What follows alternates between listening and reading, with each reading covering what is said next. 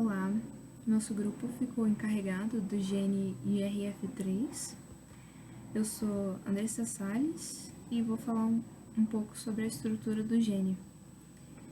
O seu nome abreviado é IRF3 e o seu nome oficial é Interferon Regulatory Factor 3, que é um fator que ativa a transcrição de genes que possuem atividade antiviral no nosso material genético.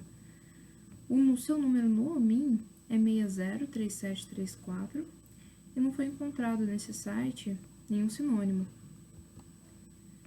A sua localização citogenética no cromossomo está na região 1 da banda 3, subbanda 33 do braço longo do cromossomo 19. Então, aqui na imagem, a gente consegue visualizar que no cromossomo 19, o nosso gene está no braço longo. E genes vizinhos. Aqui na seta vermelha é visualizado o nosso gene, e as setas em cinza são os genes vizinhos, como por exemplo o RRAS, SCAF1, que possuem as setas representando tanto seu comprimento quanto a sua orientação. Regiões codificáveis e não codificáveis. Na imagem, a gente consegue visualizar 8 regiões de exons, que são representadas pelos retângulos vermelhados, e dentro desses retângulos avermelhados tem retângulos brancos, ou esse daqui é apenas retângulo branco, que seria as regiões UTR, dentro dos exons. E as linhas vermelhas seriam a representação dos introns. Detalhes da estrutura gênica. Essa imagem foi retirada do Assemble, e dela a gente consegue extrair que as bases representadas em vermelho e em azul seriam os exons, só que em vermelho seria a região não codificada, a região UTR, e em azul as regiões codificáveis dos exons. A gente consegue visualizar aqui o início, ATG, por exemplo, e as regiões em cinza, essas regiões em cinza aqui, seriam os introns, com início em GT, e finalização com as bases AG. Não foi possível visualizar no nosso gene a região de Tata Box, Willer CGP, CPG no caso. Tata Box seria essa concentração de timina e adenina na região do promotor, e CPG uma concentração de citosina e guanina, que não foi possível identificar. Genes homólogos seriam classificados como sequências nucleotídicas e funções semelhantes com um ancestral comum, podendo ter classificação em ortólogos e parálogos, ambos possuindo o mesmo ancestral, só que ortólogos são de espécies distintas e parálogos da mesma espécie, surgindo por processos de duplicação. Nas imagens ao lado, por exemplo, temos espécies de primatas que possuem uma similaridade muito grande do gene IRF3 com o nossa espécie, e a imagem abaixo seria dentro da mesma espécie, da nossa espécie, Homo sapiens, as variações em IRF4, IRF8, IRF7, por exemplo. E por último, a árvore filogenética. Nessa imagem, os triângulos seriam as chamadas regiões condensadas e os quadradinhos seriam as regiões não condensadas. Nas regiões não condensadas, por exemplo, aqui do nosso gene IRF3 nos humanos ou nos gibões, primatas, né? Um primata, na porção direita, essas barrinhas em verde claro aqui, elas vão indicar alta conservação de aminoácido.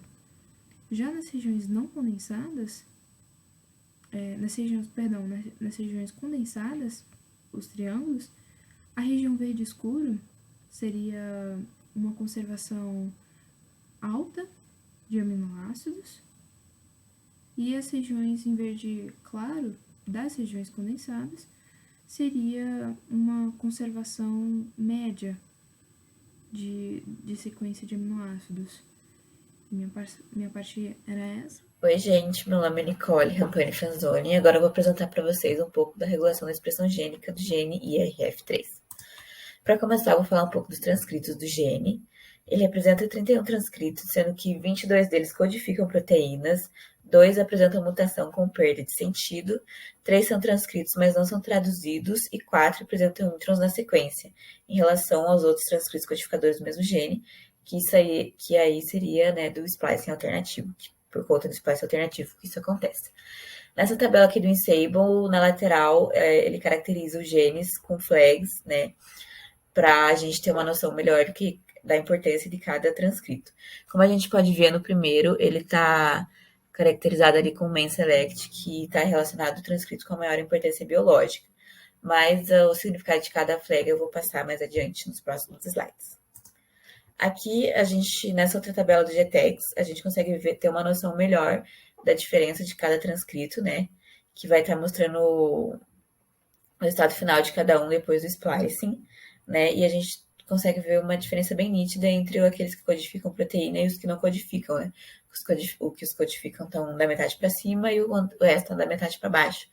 E fica mais fácil da gente observar a diferença nítida entre eles. Aqui estão as flags que eu falei, o significado de cada uma. Como eu falei, a main select, né, transcrito, vai caracterizar o transcrito biologicamente mais relevante. Sebum canônico, o transcrito mais conservado. Gencode basic, dá prioridade ao transcrito que codificam proteínas mais completas.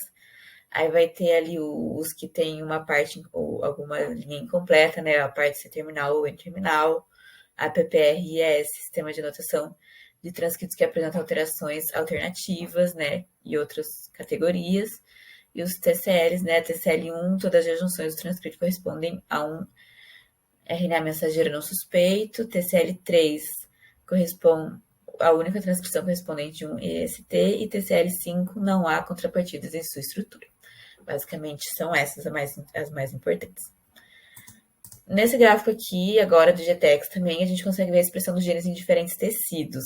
Como a gente pode ver, né, nesse gráfico, ele está em escala logarítmica, e ele começa da ordem, né, do que mais tem expressão para o que menos tem, e ali a gente observa que o baço e a tireoide têm uma expressão muito alta do gene, assim como tecidos do aparelho reprodutor ou excretor, né, a bexiga, o útero, trompa de falópio, um ovário.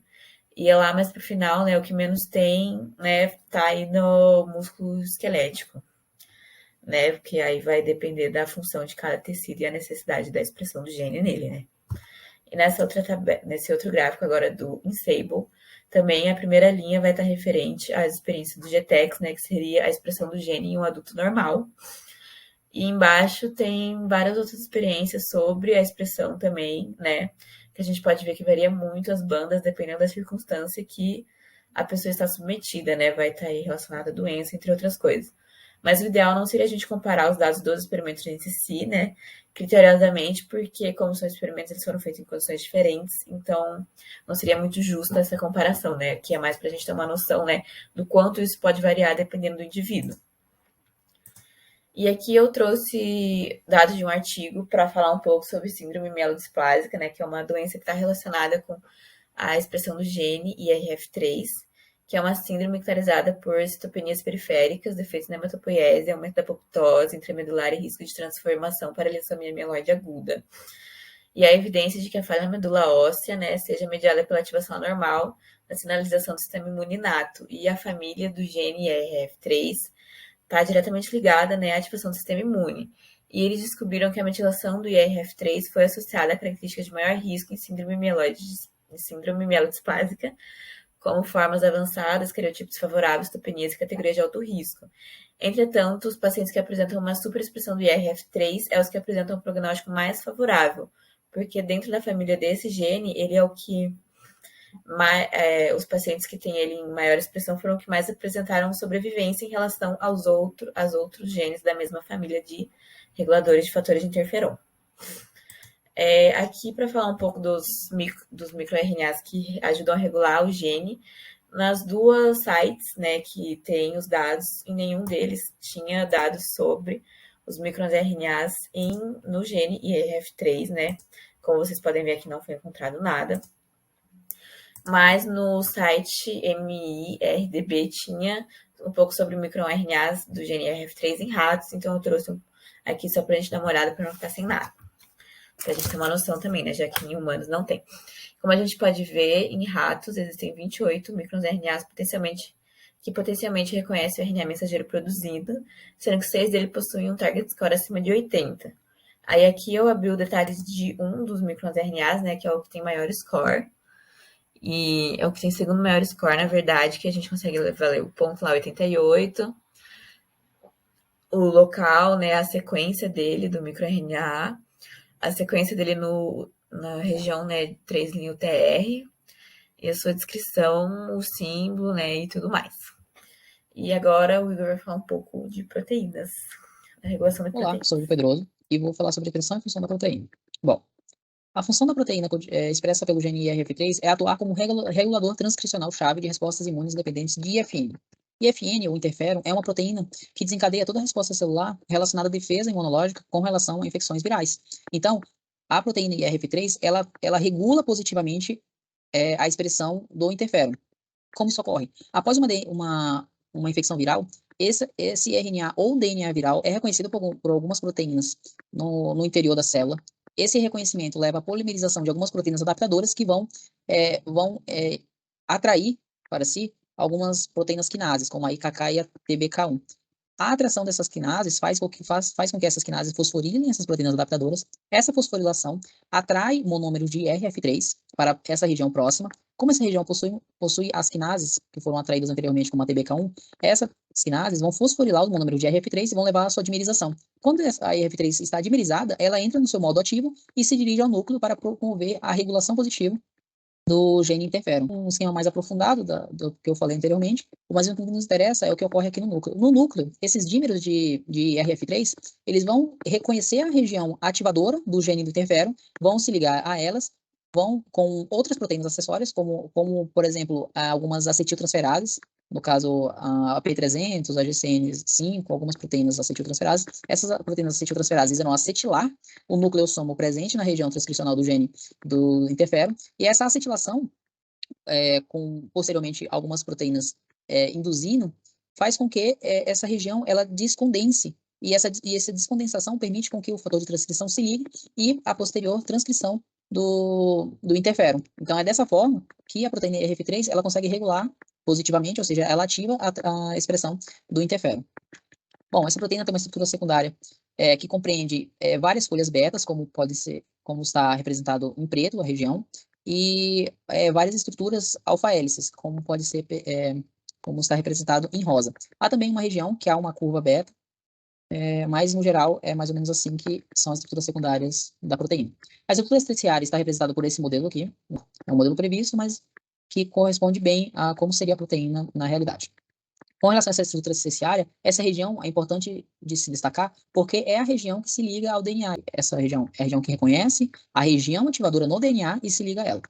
Então, aqui é uma representação dessa região se ligando a uma fita dupla de DNA. Aqui, como são quatro domínios dessa proteína, então são dois dímeros associando a essa fita dupla de DNA e reconhecendo a região ativadora do gene interferon. Bom, há um contraste da expressão de RNA e a proteína. Os contrastes maiores ocorrem principalmente em tecidos do trato gastrointestinal, na medula óssea, em tecidos linfonoides, onde a expressão de RNA é muito maior do que proporcionalmente a expressão de proteínas, e em tecidos predominantemente, exclusivamente masculinos, como por exemplo testículos, onde a expressão de RNA não é tão grande, mas a expressão de proteína e RF3 é muito exacerbada.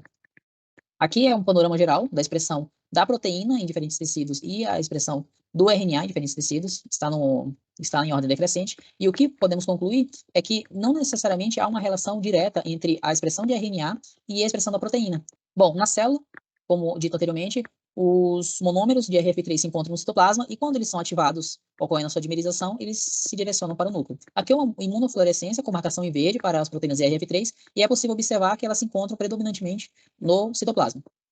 Em relação a patologias e expressão da proteína, de um modo geral, há alguns estudos que envolvem principalmente células cancerosas, no caso tumores neurais, tumores cerebrais, como gliomas, e também células sanguíneas cancerosas com relação a pacientes com leucemia. E o que em comum essas células têm, células cancerosas, é que a expressão é até 4 vezes maior da proteína IRF3 no seu citoplasma com relação às células desse mesmo tecido, só que não cancerosas. Outro ponto interessante a se observar é uma comparação entre duas células infectadas por vírus do influenza A, ou seja, da gripe suína, em que em que há a comparação entre duas linhagens desse vírus influenza e em relação à outra, uma das linhagens promove a queda da expressão da proteína IRF3 em até 4 vezes, o que demonstra que essa linhagem específica, a APH1N1, ela conseguiu desenvolver algum mecanismo viral que coíbe a expressão dessa proteína, permitindo assim que essa linhagem possua um melhor desempenho contra o sistema imunológico inato do ser humano. Prognóstico para câncer devido à expressão da proteína. Bom, há uma relação desfavorável em relação ao câncer renal, ou seja, pessoas que expressam mais dessa proteína, elas possuem uma probabilidade de sobrevivência menor do que quem expressa menos, e uma relação favorável em relação ao câncer urotelial, onde pessoas que possuem uma maior expressão dessa proteína têm uma maior probabilidade de sobrevivência com relação a quem expressa menos. Obrigado. Olá, meu nome é Julia Menecuzzi e hoje eu vou falar sobre os polimorfismos genéticos que estão associados ao gene IRF3. Eu vou começar falando um pouco sobre o conceito de polimorfismo, que vai ser quando o gene se apresenta de uma maneira diferente depois de ter sofrido alguma alteração no seu material genético. Essa mudança, ela pode acontecer por causa da substituição de uma ou de mais bases nitrogenadas, e essa mudança vai desencadear o aparecimento de alelos diferentes, novos fenótipos ou até mesmo a manifestação de doenças nas diferentes populações existentes. Aqui a gente tem uma tabela que foi retirada do Assemble com algumas variantes gênicas do gene IRF3. Essas variantes, elas apresentam incidência superior a 1%, já que esse é um critério de classificação dos polimorfismos, mas nem todas as variantes vão apresentar fenótipos. Aqui eu tenho um gráfico dos polimorfismos do gene IRF3, que totalizam 65.860, e nesse gráfico fica bem nítido que o maior número de casos está situado numa região intrônica, ou seja, uma região não codificante. Como objeto de estudo, eu escolhi uma variante rara e uma comum. Eu vou iniciar pela comum, que é a variante RS7251. Ela é uma variante que manifesta um fenótipo associado à patologia, que aqui no caso é a doença imune da tireoide, e ela tem como consequência mais severa uma variante não sinônima, que vai ser quando ocorre uma mutação pontual, na qual a alteração da base nitrogenada vai mudar o nucleotídeo, que vai mudar a codificação da proteína. Ou seja, a codificação proteica ela vai ser diferente da original. O polimorfismo aqui, no caso, está situado no braço Q do cromossomo 19, entre a região de 49.659.602 e 49.659.702. Com relação à genética populacional, aqui a gente percebe que ela é bem variada. Eu trouxe aqui esses gráficos sobre os índices de troca entre os alelos, que aqui no caso é a troca do alelo G e C. As diferenças mais significativas aqui, elas vão ser notadas nos povos africanos e europeus, no qual o alelo G, que é o ancestral, vai predominar na população africana, enquanto o alelo C vai ter a sua maior frequência na população europeia. Agora eu vou falar um pouco sobre a variante rara, que é a RS143769046. Ela também é uma variante não sinônima, apresenta como consequência mais severa uma variante não sinônima, na qual o alelo C foi substituído por um T. E aqui o fenótipo observado também vai estar relacionado a uma patologia, só que aqui é a encefalite por herpes simples. A localização do polimorfismo também vai estar no cromossomo 19, só que aqui é entre as regiões de 49.662.051 e 49.662.151. Aqui no caso da variante rara, sobre a genética populacional, a diferença na frequência alélica vai ser muito mais sutil, porque aqui o alelo ancestral C vai predominar em todas as populações, enquanto o alelo T vai apresentar uma frequência bem baixa, situada na faixa de 0,3 a 1%. Essa foi a parte sobre o polimorfismo do gene IRF3. Olá, meu nome é Carolina Arraes Cotineiros e eu vou tratar do item 5, técnicas de investigação. Nesse item 5, nós vamos descrever pelo menos uma técnica para identificação dos polimorfismos identificados no item 4 e uma técnica para quantificação do transcrito de RNA listado no item 2. Além disso, vamos desenhar primers para a região contendo um polimorfismo de interesse e identificar enzimas de restrição que reconhecem regiões de interesse. O polimorfismo de interesse que nós identificamos e escolhemos foi a variante rara RS14 3769046. Ela já foi tratada pela colega que tratou do item anterior, mas apenas a título de lembrança, ela envolve a troca de um alelo ancestral C por um alelo T. Como a gente pode ver na sequência flanqueadora dessa variante rara, o Y dessa sequência flanqueadora representa o local onde ocorre o polimorfismo. Então, no local desse Y, na sequência flanqueadora ancestral, teria um C. Mas, quando ocorre a variação, quando ocorre o polimorfismo, esse C é trocado por um T. Como vocês podem ver, esse Y fica mais ou menos nesse local da sequência de flanqueamento. Para identificar essa variação que nós vamos tratar, existem algumas técnicas que podem ser escolhidas. Entre elas, nós podemos citar a PCR alelo específica, a PCR RFLP, a PCR seguida de sequenciamento de Sanger, entre outras. Mas nós devemos ressaltar que a PCR simples, isoladamente, não pode ser usada como técnica para investigação desse tipo de polimorfismo. Por quê? Porque a PCR simples ela só serviria como técnica para investigação caso houvesse uma deleção de várias bases, por exemplo, ou a adição de muitas bases, o que faria com que pudesse ser identificada uma variação no tamanho do polimorfismo que nós estamos analisando, e assim nós poderíamos identificar ela através da investigação por PCR simples. Mas no caso, não há uma modificação do tamanho que seja relevante, até porque só houve uma substituição de base. Então, a PCR simples por si só não serve para o nosso caso. Porém, o entendimento da PCR simples, ele é base para o entendimento das demais técnicas que nós vamos tratar nesse trabalho. Então, no próximo slide, já ressaltando que não é uma técnica adequada para a identificação do polimorfismo, nós vamos tratar dessa PCR simples. Bom, a PCR simples é uma técnica que amplifica determinada sequência de DNA de forma exponencial. Ela amplifica milhares, bilhões de vezes uma determinada sequência de DNA. Para ela ser feita, nós temos alguns componentes que são utilizados, né? Então, nós utilizamos o DNA-alvo, alguns primers, 2 primers, né, um par de primers, nucleotídeos e a enzima TAC polimerase, entre outros cofatores que são utilizados, mas que não vem ao caso agora, né, mas eles também são utilizados junto para a aplicação da técnica da PCR simples. E, além disso tudo, é preciso de uma máquina chamada termociclador, que vai variar a temperatura de todos esses componentes para que a PCR aconteça. Inicialmente, o que vai acontecer é que o termociclador vai chegar a temperaturas bastante altas, cerca de 95 graus. Como a gente pode ver aqui no slide, né, representando 95 graus, essa primeira etapa, o termociclador vai aumentar a temperatura e vai desnaturar a fita de DNA que vai ser analisada. Então, ele vai quebrar as pontes de hidrogênio dessa dupla fita de DNA. Em seguida, o termociclador vai abaixar a temperatura de todo o complexo para que os primers consigam se anelar. Então, é a fase de anelamento da PCR simples. Essa fase representada aqui pelo item 2, em que os primers, né, vão se anelar às fitas de DNA. Em seguida, o termociclador vai aumentar novamente a temperatura para cerca de 72 graus Celsius, que é a temperatura ideal para a TAC polimerase trabalhar. Essa TAC polimerase é uma enzima que foi isolada a partir de bactérias que se encontravam em regiões de águas termais. Então, essa temperatura de 72 graus Celsius é a temperatura ideal para ela funcionar. Então, quando o termociclador atinge essa temperatura de cerca de 72 graus Celsius, ele começa a fazer a extensão desse primer, né? E vai fazer uma nova fita de DNA a partir da fita molde, da fita alvo que a gente está analisando.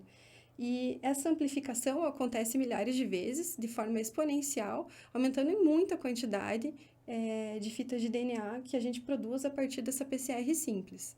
Depois dessa PCR simples, geralmente usa-se para a identificação dos tamanhos desses fragmentos formados, a eletroforese em gel. Geralmente usa-se gel de agarose. Nessa técnica da eletroforese, todo esse produto proveniente da PCR simples é levado para o gel de agarose e Pela passagem de uma corrente elétrica, esses fragmentos eles passam a correr no gel de agarose e eles vão parar em pontos específicos desse gel de acordo com o tamanho que eles têm. Então, fragmentos menores vão correr mais, fragmentos maiores correm menos e vai gerar bandas diferentes nesse gel de eletroforese que elas podem ser analisadas através da comparação com o marcador de pares de base.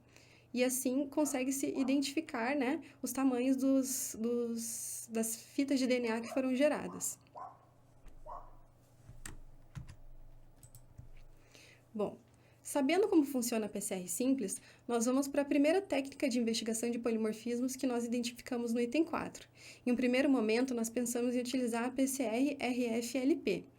É uma técnica que pareceu muito interessante para a gente, porque ela pode ser mais barata a princípio, em alguns casos, não em todos os casos, e nós achamos interessante tratar ela no nosso trabalho. Então, primeiro a extração, né, de um DNA alvo que a gente quer analisar, e depois a amplificação dele por uma PCR, que é aquela técnica já tratada no item anterior. Esses produtos de PCR, aqui representados, né, depois da ação do termociclador, os produtos de PCR gerados, eles vão passar por uma digestão por enzimas de restrição. Essas enzimas de restrição, elas são enzimas que vão agir como endonucleases, vão cortar o DNA-alvo em locais específicos e vão gerar fragmentos de DNA. Esses fragmentos, eles podem ser levados para uma eletroforese, né? E assim eles podem ser analisados e verificado o seu tamanho para identificação de polimorfismos.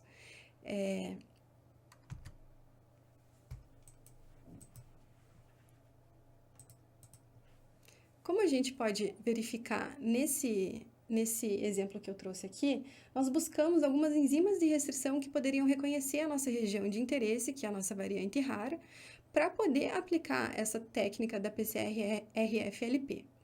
Como vocês podem ver aqui, nós encontramos diversas enzimas de restrição que atuam naquela região de flanqueamento que abrange a variante rara que nós estamos analisando, mas nenhuma delas se liga especificamente na região que nós precisaríamos que se ligasse e corta a região específica do polimorfismo. Então, nesse caso, apesar da existência de várias enzimas, como a gente pode ver aqui, vou aumentar o tamanho para que fique mais visível, de várias enzimas de restrição, nenhuma delas serve para o nosso polimorfismo em específico. Aqui, a título de exemplificação apenas, nós temos várias regiões onde elas atuariam, né? Então, por exemplo, essa primeira atuaria nessa região, essa outra numa outra região. Cada uma atuaria numa região diferente, mas nenhuma se adequaria ao nosso caso. Bom, mesmo não encontrando uma enzima de restrição que se adequasse ao polimorfismo de nosso interesse, eu trouxe um exemplo de uma enzima de restrição que é relativa ao gene que a gente está analisando e atua naquela sequência de flanqueamento que eu mostrei para vocês e uma daquelas partes que a gente está analisando que fica perto do nosso polimorfismo de interesse. Essa enzima seria a ECO31. E aqui, nesse slide, nós podemos ver aonde que essa enzima atuaria, né? Essas flechinhas que tem aqui, deixa eu aumentar para ficar mais visível, essas flechinhas que aparecem, elas demonstram onde que a enzima de restrição faria os cortes, né? Aqui e aqui, na sequência analisada. Considerando que a gente não encontrou uma enzima de restrição para esse caso, que a PCR simples não seria adequada também para esse caso, nós pensamos em utilizar uma PCR seguida de um sequenciamento de sangue. Como que funciona essa técnica? Em primeiro lugar, é realizada uma PCR, que já foi explicada em um slide anterior, seguida desse sequenciamento de sangue. E nesse sequenciamento de sangue, o que acontece é que é utilizado um único primer, que vai se anelar à região de interesse e vai começar a fazer amplificações. Só que, além dos componentes normais de uma PCR, são acrescentados dideoxinucleotídeos. O que são dideoxinucleotídeos? Eles são parecidos com nucleotídeos, mas sem a hidroxila no carbono 3, da ribose. Então, aqui como a gente pode ver nesse exemplo que eu trouxe no slide, no item de cima desse desenho aqui da lateral, nós vemos um dideoxinucleotídeo. Aqui no carbono 3, né, da ribose, não temos uma hidroxila, e sim um H, um hidrogênio. Por isso, pela falta da hidroxila nesse carbono 3, quando a enzima que está fazendo a polimerização escolhe um dideoxinucleotídeo para colocar na amplificação no lugar de um nucleotídeo, e isso é feito de forma aleatória, pela diferença de quantidades, são colocados muito menos dideoxinucleotídeos do que nucleotídeos, a colocação desse dideoxinucleotídeo faz com que a amplificação pare naquele ponto, porque a enzima não consegue continuar a amplificação sem ter essa hidroxila no carbono 3'. Com isso, ao final dessas diversas amplificações que são feitas, são gerados fragmentos de DNA dos mais variados tamanhos, e a partir deles, o produto deles é levado para uma eletroforese capilar em gel, em que esses nucleotídeos vão passando e vão caminhando de acordo com o seu tamanho, e quando passam por um laser, eles são identificados em um detector que vai traduzir isso no sequenciamento do DNA que está sendo analisado. No caso em específico, como a gente pode ver na imagem que eu trouxe de exemplificação, foi gerado um fragmento GGTCATAGC, a partir da sequência que foi amplificada. Como a gente pode ver, foram gerados diversos tamanhos diferentes, e esses diversos tamanhos que deram origem a essa amplificação, né? Então, aqui você pode ver que a cor é roxa, o primeiro é o roxo, que é o G, o segundo roxo, outro G, o vermelho aqui é o T seguinte, e foi gerando toda essa amplificação, e a gente consegue, a partir disso, identificar e sequenciar exatamente o que está sendo analisado e identificar a existência ou não de um polimorfismo de interesse. Bom, tanto na PCR simples, quanto na PCR RFLP, quanto na PCR que é necessária para anterior ao sequenciamento de sangue, em todos eles eu falei de primers, né? Que são necessários primers. E o que seriam esses primers? Eles são sequências de nucleotídeos como se fossem fitas simples, que se hibridizam com o DNA a ser analisado e indicam para a enzima polimerase, por exemplo, a TAC polimerase, onde ela deve iniciar a elongação, né? A amplificação do que se quer amplificar. Como a gente pode ver aqui no slide, o primer 1 pode se anelar em uma das extremidades de uma das fitas e o primer 2, né, em outra da extremidade das fitas. Eles vão se ligar aos moldes e daí a TAC polimerase vai alongar esses primers, fazendo amplificação do que se quer amplificar. Nesse caso em específico, da variante rara que a gente está analisando, nós identificamos cerca de 10 primers no site do Primer Blast, né? Esses primers, eles estão mostrados aqui nessa figura, e essas regiões que tem os desenhos em azuis são os locais onde esses primers se anelariam, né? Então, toda a região em branco seria o tamanho da sequência que nós queremos analisar, e aqui demonstra exatamente em que parte da sequência cada um dos primers vai se anelar, né? Veja que cada primer vai se anelar em um local diferente. Como vocês podem ver, são 10 primers diferentes. Tem o primer, eu trouxe aqui nesse primeiro slide os primers 1 a 5, e no outro os primers 6 a 10, e todos eles têm sequências forward e reverse diferentes, né? Então, a sequência de anelamento da fita que vai e da fita de retorno diferentes. Então, um vai ter uma sequência, por exemplo, esse primeiro primer 6 vai ter essa sequência de fita forward e outra sequência de fita reverse. Além disso, eles têm porcentagens diferentes de C e G. Esse, por exemplo, tem 60% na fita forward e 57% na reverse. E eles atuam em diferentes temperaturas médias ideais, né? Esse é 59 graus, outros a 61 graus. Então, para você ver que vocês podem ver que esses primers atuam de formas muito diferentes e eles podem ser usados em diversos experimentos. No caso, nós escolhemos o primer 3, né, dessa sequência, que ele tem uma porcentagem de CG de cerca de 52,38% no forward primer e cerca de 60% no reverse primer. Além disso, a temperatura média de atuação deles é cerca de 60 graus no forward e 59,9 no reverse. Nesse slide, eu trouxe a verificação da validade do Primer 3 que a gente escolheu para usar com a nossa variante rara, né? Nesse site, o CSC, nós podemos verificar que o primer realmente se adequa e se liga à região que abrange a variante de interesse. Então, é um primer de 280 pares de base. Esse é a região forward dele e essa é a reverse que ele vai atuar. E aqui embaixo mostra exatamente como se fosse dentro daquela sequência de flanqueamento o local onde esse primer vai atuar de início, o fim e todas as bases, né, que ele vai abranger no meio dele. Aqui também a temperatura é ideal para ele ser utilizado. Aqui é exatamente a sequência de flanqueamento que eu trouxe no início, né? Como vocês podem ver ali, onde tem o Y, onde teria um polimorfismo de interesse, e as regiões pintadas em rosa é onde o primer se anelaria para poder ser utilizado no caso em específico. Bom, agora partindo para o transcrito de interesse, eu trouxe esse slide para relembrar que nós identificamos, quanto ao gene IRF3, vários transcritos de interesse, que já foram abordados pela colega do item 2. Mas eu gostaria de destacar o primeiro, que é esse ENST, uma sequência de zeros 377.139.8, porque ele tem muito respaldo de experimentos, né?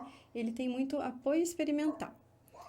Uma técnica que poderia ser utilizada para a quantificação desse transcrito que eu citei, ou até dos outros que estão naquela lista, seria a Real-Time PCR, também chamada de qPCR, né? Essa técnica, ela se baseia numa PCR normal, que a gente já tratou, eu trouxe aqui nesse quadradinho aqui em cima, para lembrar, né, que a gente tratou da PCR normal, mas além dos componentes de uma PCR normal, ela traz um componente a mais, que é uma sonda com fluoróforo e Kenscher, que está representada aqui nessa parte de baixo do slide. Como você pode ver nessa imagem que eu circulei por último, essa sonda é como se fosse uma fita de DNA complementar ao DNA que se está analisando, que contém em uma ponta um fluoróforo e na outra ponta um Kenscher, né? E eles funcionam juntos. Essa sonda vai se anelar na região de interesse, né? E quando a TAC polimerase começar a construção, a amplificação das fitas, e ela encontrar essa sonda com o fluoróforo, ela vai fazer a hidrólise da sonda e vai liberar o fluoróforo do Kenscher. E isso vai provocar uma emissão de luz que pode ser identificada. Quanto mais foi amplificando e essas sondas forem sendo hidrolisadas, mais identificável vai ser essa luz e a gente pode quantificar de forma em real time, né, a existência e a quantidade desse transcrito numa determinada amostra que a gente está analisando. Aqui nessa figura que eu trouxe, mostra exatamente essa técnica que eu falei. Então, o primer é colocado, né? E a TAC polimerase começa a polimerização. Quando ela encontra a sonda, ela vai fazer a hidrólise dessa sonda e isso vai resultar numa fluorescência, que pode ser identificada. Então, essa é uma técnica bem legal e muito utilizada para quantificação de transcritos de RNA. Aqui nesse slide eu mostrei como poderia aparecer num programa de computador em tempo real as curvas de amplificação de transcritos. Então, elas estão representadas por essas curvas de diferentes cores nesse programa que está sendo utilizado. Essa técnica da qPCR, ela, como eu disse, ela utiliza sondas, né? E essas sondas, elas podem ser encontradas na internet. Nesse site Thermo Fisher, por exemplo, nós podemos encontrar sondas para um determinado gene. No nosso caso, o gene IRF3. Eu tirei uma foto, né, dessa pesquisa que eu fiz nesse site, especificamente para o gene, né, que a gente está analisando, e eu encontrei diversas sondas que trabalhariam com esse gene. Não só essa daqui, que está na imagem, como outras, né, que eu não trouxe para não poluir muito, porque era uma lista enorme, mas, infelizmente, no nosso caso, nenhuma delas se adequava para fazer a QPCR que a gente precisava, para os transcritos que a gente estava analisando, né? Nem aquele transcrito com bastante apoio experimental que eu citei, nem os diversos outros que estavam naquela lista que eu apresentei, eles são abrangidos por nenhuma das sondas que são fornecidas por esse site. Mas é uma informação legal para se trazer, porque aqui a gente consegue ver até, inclusive, preço da sonda, né? Então, mostra que é algo bastante acessível e que pode ser bastante interessante em outros experimentos em que hajam sondas que se adequem aos transcritos de interesse que eventualmente se forem analisar. Basicamente, sobre essas técnicas de investigação, era isso que eu tinha para tratar. E agora eu passo a palavra para a próxima colega e agradeço pela atenção. Olá, meu nome é Gabriela Cassimiro, eu sou da turma 65 e eu vou apresentar aqui no trabalho a parte que se refere ao primeiro artigo envolvendo o gene IRF3. Bem, o artigo escolhido ele tem o nome em português de IRF3 e interferons tipo 1 alimentam uma resposta fatal ao infarto do miocárdio, e ele foi publicado em 2017 na Nature Medicine. O objetivo do trabalho vai ser compreender melhor as consequências dos padrões moleculares associados a danos imunoestimulantes inatos, que são os DAMPs, e a hipótese seria que esses DAMPs eles são reconhecidos por células que vão infiltrar o tecido cardíaco pós-infarto e que vão ativar fatores de regulação de interferon, que no caso o IFR3. E isso alimentaria uma resposta inflamatória na região que prejudicaria a recuperação do órgão pós-infartado. A primeira coisa, então, que a gente tem que entender para seguir a leitura do artigo é o que são os interferons. Os interferons, eles vão ser glicoproteínas da classe das citocinas, secretados por algumas células do sistema imunológico, e o objetivo é marcar células que estão parasitadas por vírus, bactérias ou células que sofreram algum tipo de dano, por exemplo, células cancerígenas ou até mesmo células que estão machucadas após o infarto do miocárdio. Bem, aqui eu deixei um pouco sobre a superexpressão do IRF3 que eles citam no artigo. Como é um gene que vai ser responsável pela produção de moléculas que vão gerar autoinflamação no nosso corpo, a superexpressão desse gene está associada a doenças, síndromes, que nem a síndrome de Aicardi-Goutieres, que está representada ali na imagem, a diferença de dois encéfalos, em A, o encéfalo de uma criança normal, e em B, o encéfalo de uma criança afetada pela síndrome, e também a vasculopatia da infância associada à STIM.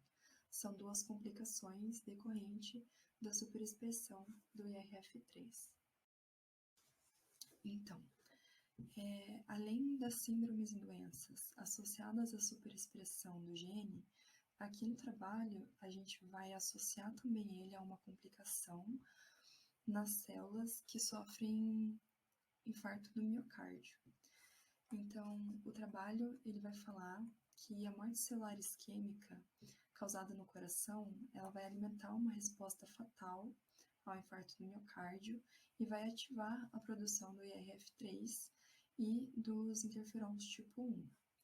Eles fizeram testes com camundongos em laboratório e os camundongos que eram geneticamente deficientes em GGAS, ou no seu adaptador STING, ou no IRF3, ou então no receptor de interferon do tipo 1, que é o IFNAR, eles exibiram uma expressão prejudicada do gene estimulado por interferon.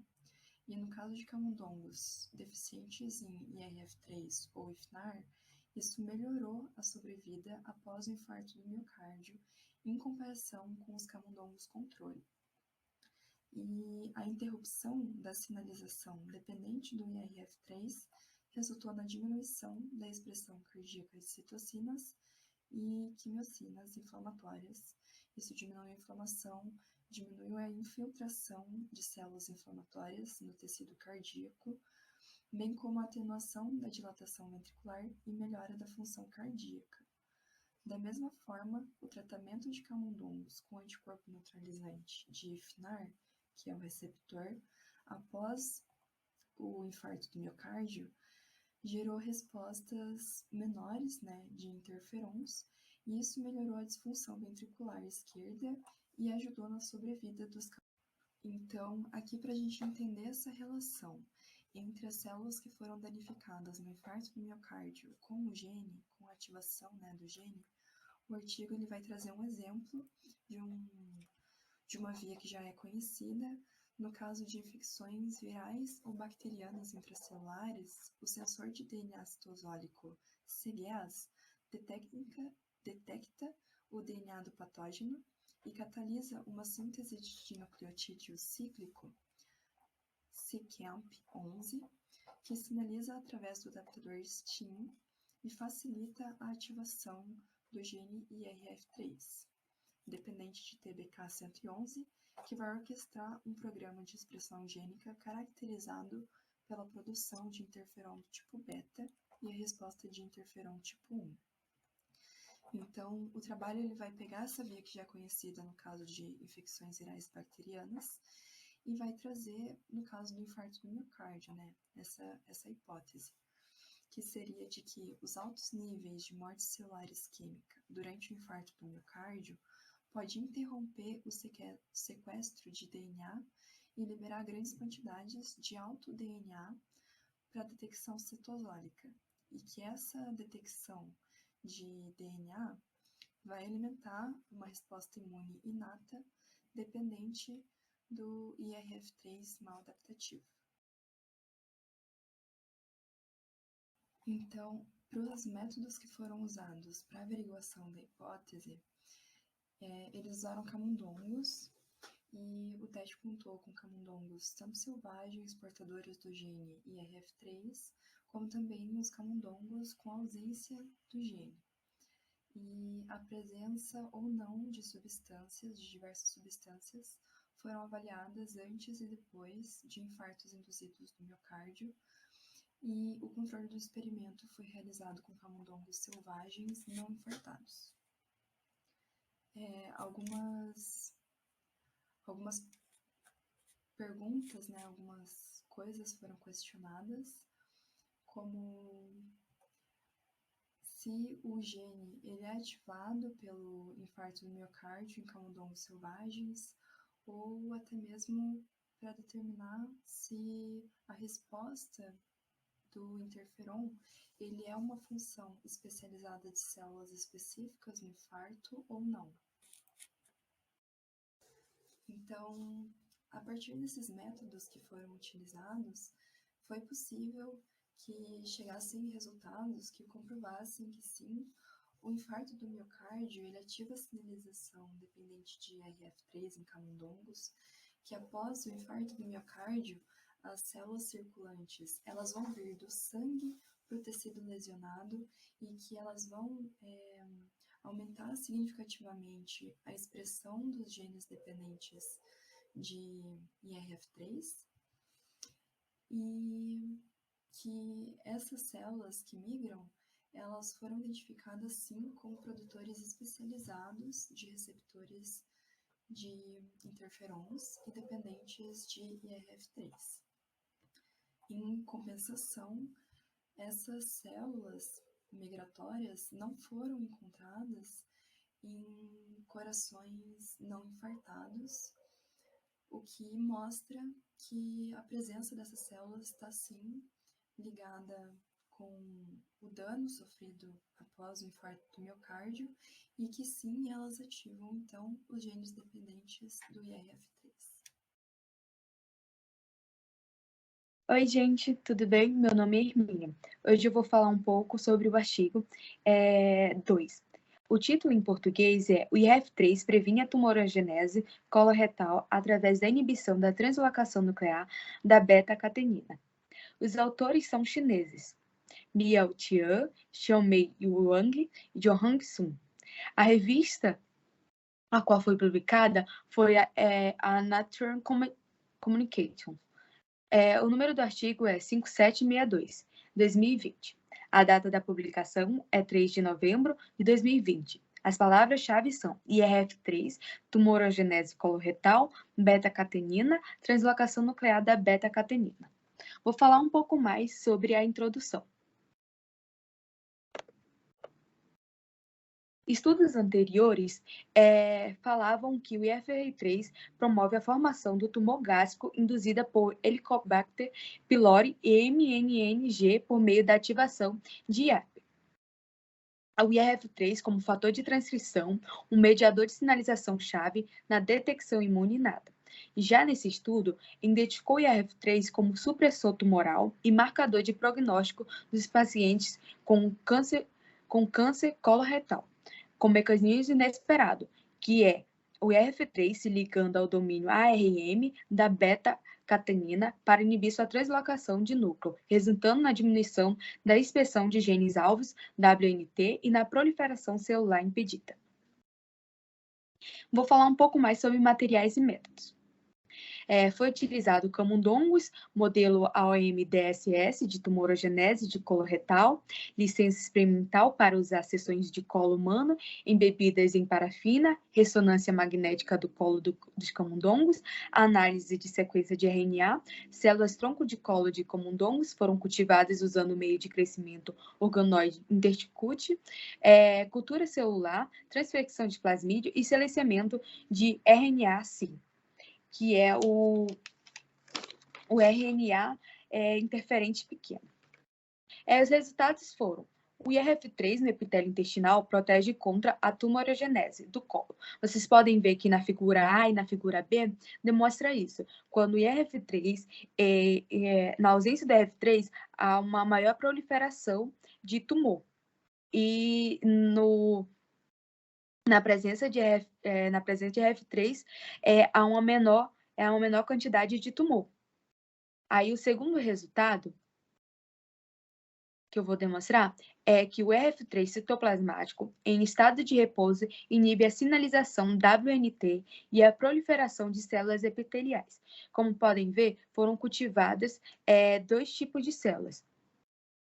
E na presença de IRF3, houve uma menor proliferação dessas células. E já na ausência de IRF3, houve uma maior proliferação.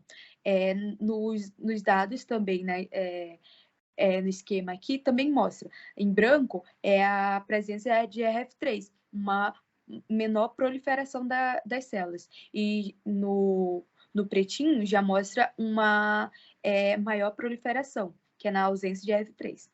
Aí o terceiro resultado mostrou, o mais importante, foi que mostrou o IRF3 liga-se e previne a translocação do núcleo da beta-catenina. Como podem ver, foi usadas células em tratamento WNT3A, que é um inibidor do IRF3. A beta-catenina, na primeira linha aqui, vocês podem ver que na ausência de IRF3, depois de 24 horas, ela se expressa mais. E já na presença de IRF3, ela quase não se expressa. Na verdade, ela não muda depois de 24 horas em cascata de WNT3A. O último resultado foi a expressão de IRF3 correlaciona-se com a ativação da sinalização WNT e a sobrevivência de pacientes com câncer de colo retal. Nesse experimento, pôde-se identificar que a baixa expressão de IRF3 é inversamente proporcional a TSF1 e a LF1. Quando há uma maior expressão desses 2 genes, a IRF3 ela diminui. E aí, podemos ver que o gráfico aqui mostra que essa relação diminui quando você tem a maior expressão de TSF1 e LF1, diminui a sobrevida do paciente com câncer de colo retal. Vou falar agora sobre a discussão que se teve. No estudo foi identificado o IRF3 como supressor de tumor por meio da inibição da sinalização WNT. Foi demonstrado que o IRF3 se liga ao domínio ARM da beta-catenina para inibir sua translocação do núcleo, resultando assim na diminuição da expressão dos genes alvo WNT e impedindo a proliferação celular.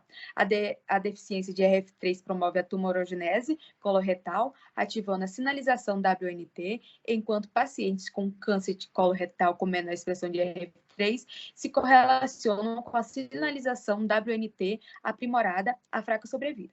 Foi relatado que o nível ideal, mas não excessivo, de acúmulo de beta-catenina nuclear é considerado favorável para a tumorogenese. Foi demonstrado em pacientes com carcinoma hepatocelular, o nível de IRF3 tinha uma forte relação inversa com a expressão de TSF1 e LF1. Em conclusão, foi descrito no estudo uma função não canônica do IRF3, que é ativa em seu estado de repouso para inibir a importação nuclear da beta-catenina. Essa regulação inesperada, portanto, liga a microbiota intestinal à proliferação do epitélio intestinal e ao desenvolvimento do câncer de colo retal, através do eixo IRF3 beta-catenina identificado aqui. E essa foi a minha apresentação. Até logo. Olá, sou a Julia Menecuzzi e eu vou apresentar o banner do nosso grupo. A gente está responsável pelo gene IRF3, a gente dividiu esse banner em 7 partes e eu vou passar um pouco sobre cada uma delas. Primeiro eu vou falar sobre a estrutura do gene. Aqui o nosso objetivo é conhecer o gene IRF3, o Interferon Regulatory Factor 3, e compreender não só a sua estrutura, mas as suas variações e as suas expressões. O número desse gene no homem é o 603734 e a localização cromossômica dele é no braço Q do cromossomo 19. Sobre a regulação da expressão gênica, a gente tem 2 gráficos, um em escala logarítmica da expressão dos genes nos diferentes tecidos existentes e uma ilustração dos diferentes transcritos do gene IRF3. Sobre a expressão e função da proteína, aqui a gente representou a função da proteína do principal transcrito do gene IRF3, que é atuar como regulador transcricional chave de respostas imunes dependentes de interferon tipo 1. Outra relação que a gente consegue estabelecer aqui é entre a proteína do gene IRF3 e algumas patologias, como o câncer e a influenza A. Enquanto no câncer a gente nota a superexpressão da proteína nas células tumorais, cerca de 4 vezes mais, na influenza A a gente percebe que a variante que expressa menos proteína é mais resistente contra o sistema de defesa do organismo. Sobre o polimorfismo do gene, aqui a gente tem um gráfico que expressa o maior índice de variação é a intrônica, ou seja, das regiões não codificantes. A gente tem a presença de 2 variantes, a comum, RS7251, e a variante rara, RS143769046. Ambas essas variantes são classificadas como não sinônimas, ou seja, são mutações pontuais, e são decorrentes de substituições alélicas, e ambas apresentam fenótipos relacionados a algumas doenças. Sobre as técnicas de investigação, a gente tem a PCR seguida de sequenciamento de Sanger, onde o DNA-alvo sofre inúmeras cópias, produzindo assim fragmentos de comprimentos diferentes. E nessa técnica, graças à presença de alguns nucleotídeos terminadores de cadeia, a gente é capaz de determinar as porções terminais dos fragmentos, possibilitando assim a análise total da sequência. E a gente tem o PCR em tempo real, em que a quantificação é feita de maneira automática e simultaneamente a reação de amplificação. Então a técnica vai ser muito mais precisa, porque os produtos da reação vão ser analisados em estágio inicial. E aqui nós temos 2 artigos, o IRF3, interferons tipo 1 alimenta uma resposta fatal ao infarto do miocárdio, de 2017, que é um estudo que tinha como objetivo relacionar o gene IRF3 com algumas inflamações recorrentes de infartos do miocárdio. Nesse estudo, foi mostrado que a morte celular isquêmica no coração alimenta uma resposta fatal ao infarto do miocárdio e ativa assim a produção de IRF3 e IFN tipo 1. E o segundo, que é o IRF3, previne a tumorigênese coloretal através da inibição da translocação nuclear da beta-catenina. Esse é um estudo de 2020, ele tinha como objetivo investigar a relação do IRF3 com o CCR, e ele identificou o IRF3 como supressor de tumor por meio da inibição da sinalização WNT, por uma função inesperada que se afasta do seu papel bem conhecido como fator de transcrição. Essas são as referências e essa é a nossa banner.